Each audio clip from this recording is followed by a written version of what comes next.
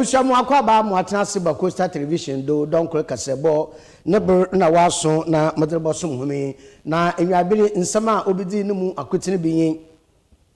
oba pen na Order Food and Drugs Authority no wo finfimanto ma da to enuanom adofo enyim da branya lubo yenya hweye na nserensewa alefole ya to do buy one get two free bohwen na mo bankoten na yarewe Damara ne finfimanto musafo ejirani tumdo atota sede kwani biara ofada omama technical and vocational education etu hom etu nkan wo finfimanto man obafado papapa yako ataye manto ma kwan abanka chipen na oda oye kosim efia kosimintim abato mposo do da tugu achirimi de nkofa wona dan sisikar kwan oda wubune womakwan na wombun ama kwantempo na wore difi gwai akwata kradi etwem da ko elubo meche avricosin wetum na waye kwan fefefe ebusafo eyi na nsem bia okan na nwabiri medrebosom wodon kuru kasebo masere nya ba wodawa yemfa aseda sonkuri na no so yemfa ma oye dessert gift shop asitade na charge yemfa aseda ne bi yemfa man ida aseda ne bi so yedeba ma NPA National Petroleum Authority also use gas eduma ku beni wona dawro ma ne we somasen ma mede oye donkro kasegbe mede brahom aba from kitikeku Asorba Kofi Essuman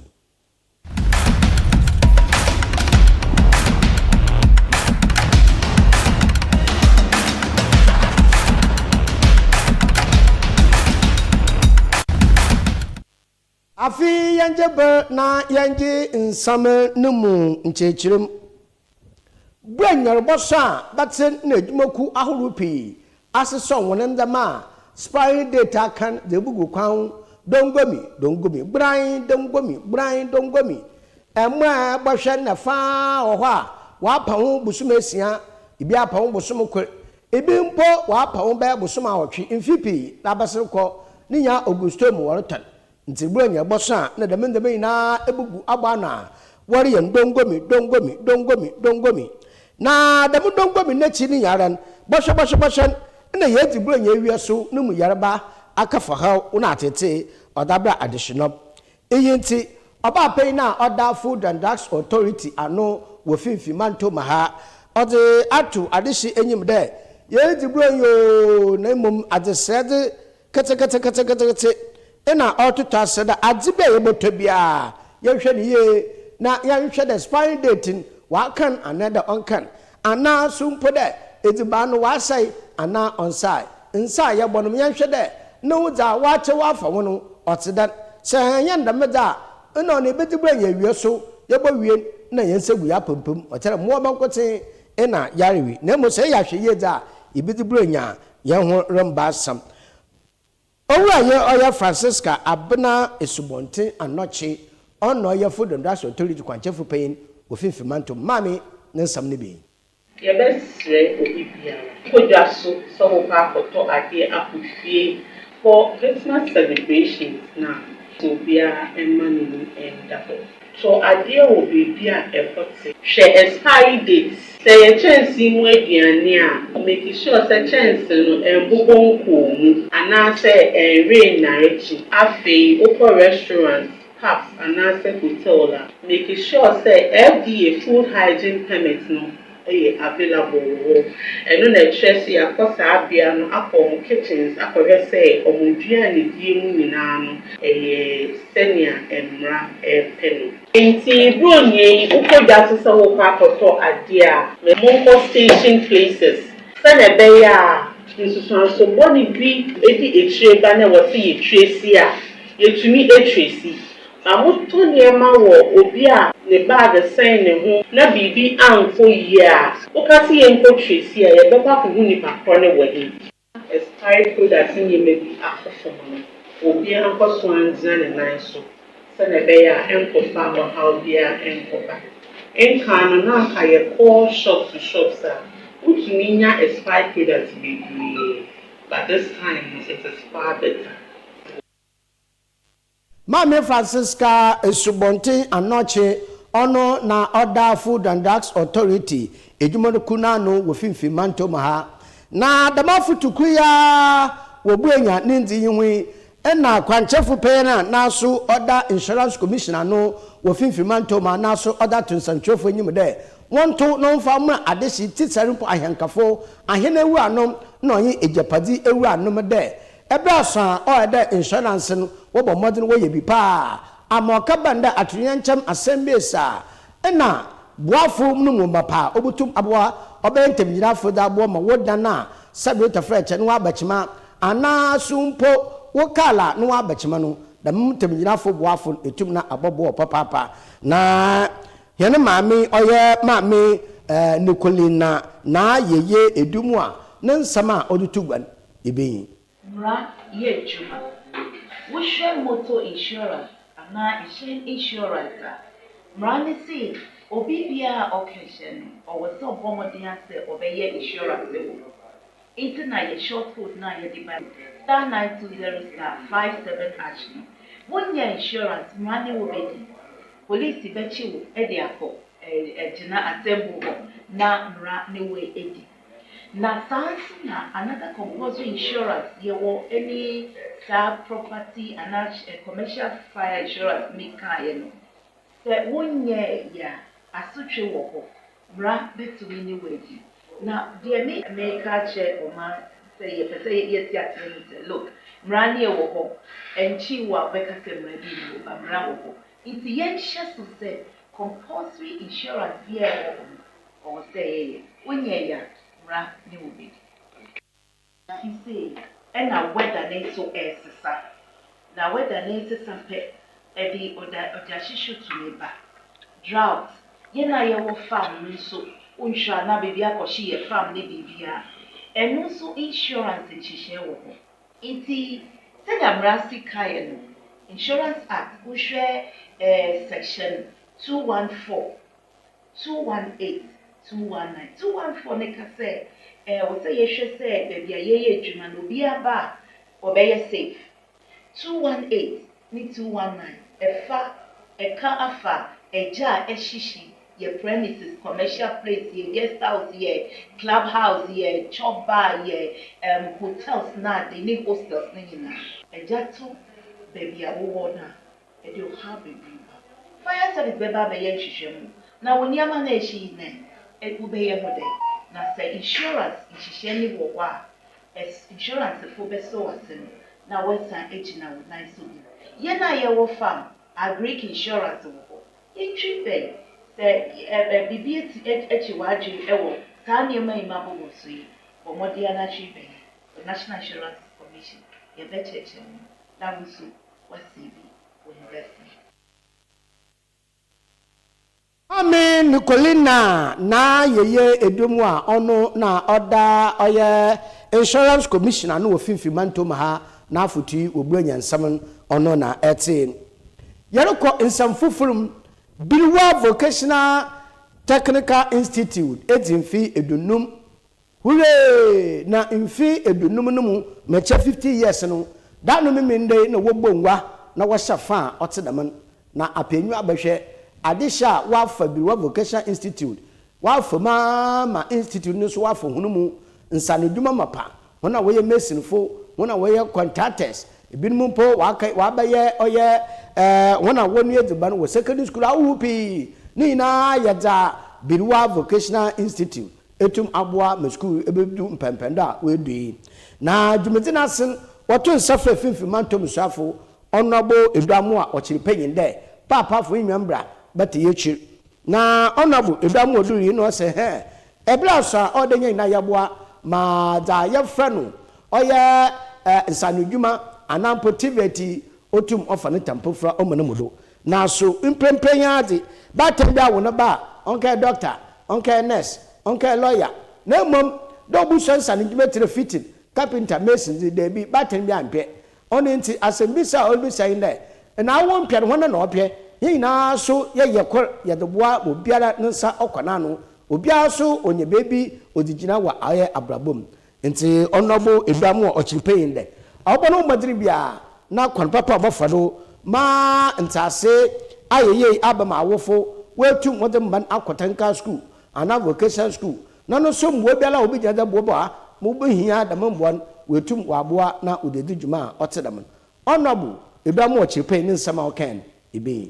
Director General, I wish that you may have to come up with a program that will target people on the street who have no English, math, and science background. Because I know of people who have not been in school who can actually service Land Cruiser. Because still, the master craftsman can be there to tell them to fix this here, fix this here. When they know that, they will do and the engineer will come and test it. I'm praying that we do not get to a level where when you are coming to a school, technical school, and that thing, they will have to ask you English, math, and science. That is also truncating the forward march of our students. How can you determine the strength of a young child, the capacity of a young child in mathematics when he's just about 13 years? If somebody is unable to pass mathematics at DECE, we think that person is not good forever. But I know a mathematics professor who failed even secondary school mathematics. So why are we doing this to ourselves? I will urge that if it's going to be done, we need to do it well. I will find one baha, but Padama Katia Mode, Mamma Ma, Yamfa, Aza, Onya, and Fon Trachin, Nay, Java Yadachin say.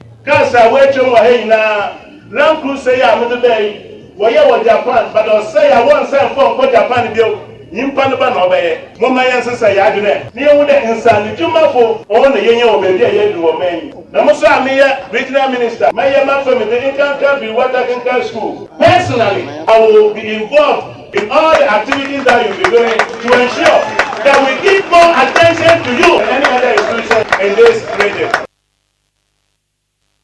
It's attention de ya de ba mo pa ne mo da won so obo won ho ama abanu payfo so mbo bere wetum da bon honorable ebiamo ochipe fifi manto bishafo nsam na binyin na ono kasa wieyin kwanchafo payin na oda oya tibeta no mecha director general oya engineer Dr. Asorba Kofi Essuman na so ginai na odin sem to gwada abane hihye no mu no olobo no modin bia the tivet obofanta pefra director general na so nsam okan ibe. Our role goes beyond technical training. We must foster innovation, entrepreneurship, and environmental stewardship, ensuring that our graduates are adaptable, responsible, and ready to drive industrial growth without compromising their learning. The 50th anniversary of Federal Tech must be relevant to us. Celebrating 5 decades gives us an opportunity to not only to look back with pride, but also to look forward with purpose. And Chairman, ladies and gentlemen, when we talk about strengthening TVET, we mean strengthening the foundation of national development. Because we believe the only way we can transform this country is through TVET. Our principal order Oya Briwa Vocational Technical Institute ano na so ordinary nyamti echi ninti ahaw na tete a school no from pempen papa ne de ne de ampa school ni hia dam school ni hia dam school ni hia dam na mo school ni hia din na nachi no odo gba na ba do oda na ase wombo a oda boboa osane Briwa Vocational Technical Institute o sha ase wo Briwa rehabilitation oda ba Briwa Vocational School already the man oda budu dem pempen di won fe pol edunum in 50 years we budi engineer Samuel Kwashi ono no ya principal dema Briwa Vocational Technical Institute nsama papa Ken bi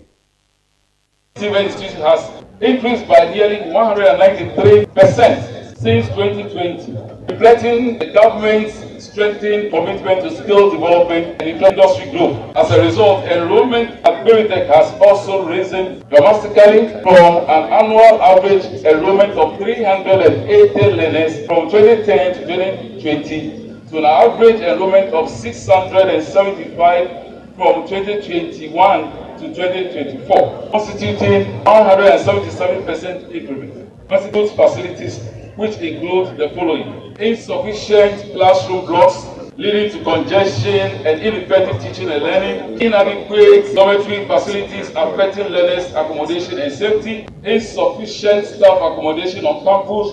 lack of assembly hall, multi-purpose dormitory for gatherings and examination, inadequate dining hall space, insufficient ICT lab, digital learning facility, limited workshop equipment and tools for effective practical training, insufficient library and infirmary facility, unfenced school environment, exposing learners and facility to external risks and encroachment of the school level. And also, the huge number of learners crossing the Accra Coast Highway to other facilities of the other two campuses. Hence, urgent intervention, thus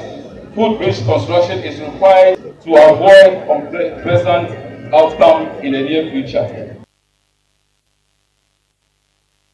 Engineer Samuel Kwashi, ono noya principal, Dema Briwa Technical Institute. Ebusia, yarko insamfufrum, wa insamfufrum no, sa ashafoni etefo humba kaya, baya bosumu kra basanu kwan, ena omampe nchonja mani mahama, fenyi kweja otodo ibasa.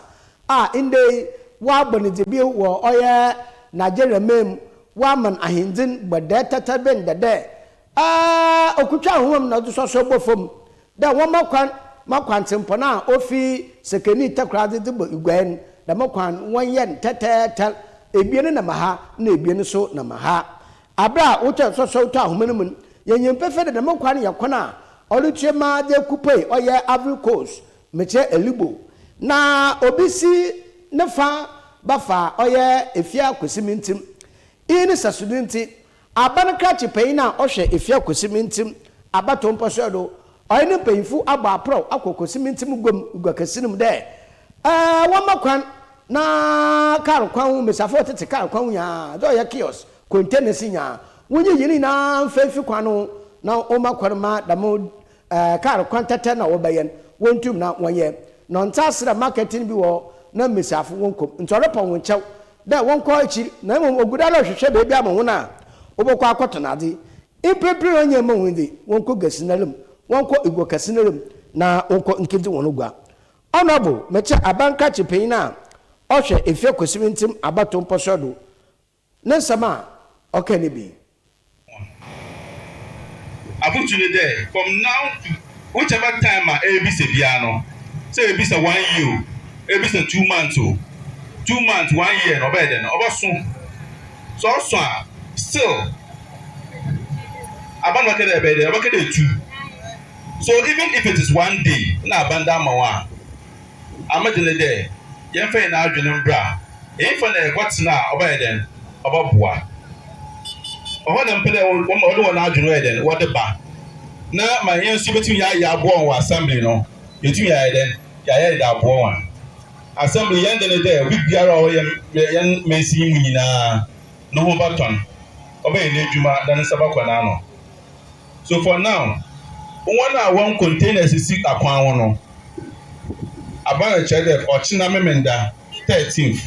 eyi containers ni fi wo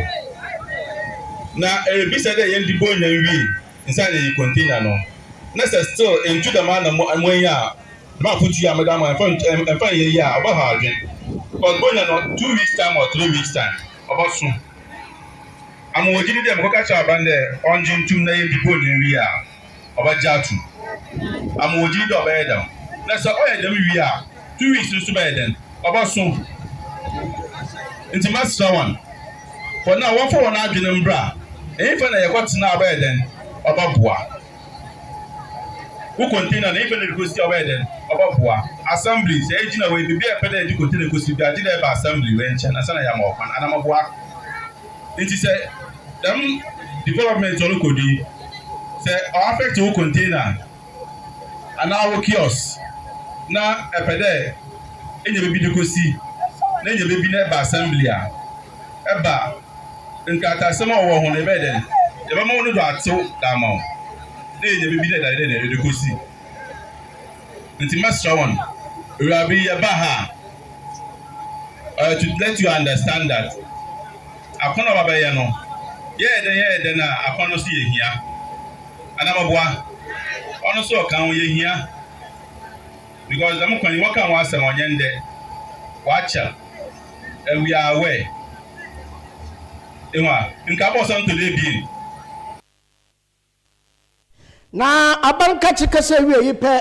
na oba pe na otonade na ohwe igomfo no so wono ntotui wo oye kwesimintim igokesirmun na odu tukura no bre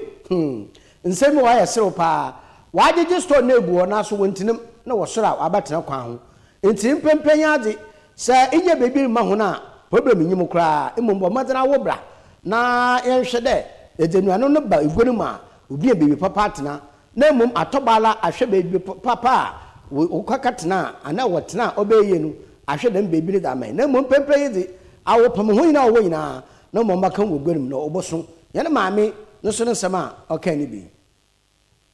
Mama ya so atede. Obe pe baby amahe. Na won pe baby mahe ni abi a wa ba na obe ye kwani. Sisi ano ekwan no da egwanim. Obe na dama no amanfo akọ hwe baby a wode nyame sisi ho. Enti ya besre yeso ye ma anabo ho nkyero. Enti mama obi anfa pressure ntowodo. Sisi ara de entumi pe baby a da e chana na adichi azere mahe.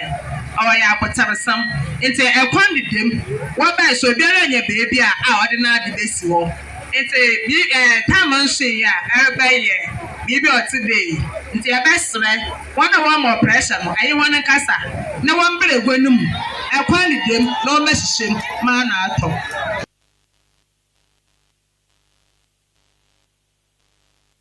na mame kasa wiei na landlord na landlady fo wana kar kwan ne fa baby obaka hona dan wo afia kwesimintim abatom posod won wi oba pain ma me selesi na kombra de mama bra na bidi hinanyim na abaka ina samfa kiraban osan de ma ipepe yara urutu kiosofi onkyere bia wo de baba edana wa mark back hondo na nusunsu ando eban ana edana wa mark hono aban hyehyai na aban onye wona ye saban yin hyehyai bia da na ono wasraban omba no yaso na hyehyai papa bia onye wo ye obeye nu onye wona ye na yana ma meselisi na kwabra na so nsama odoto ono obo nanyim no ebe some of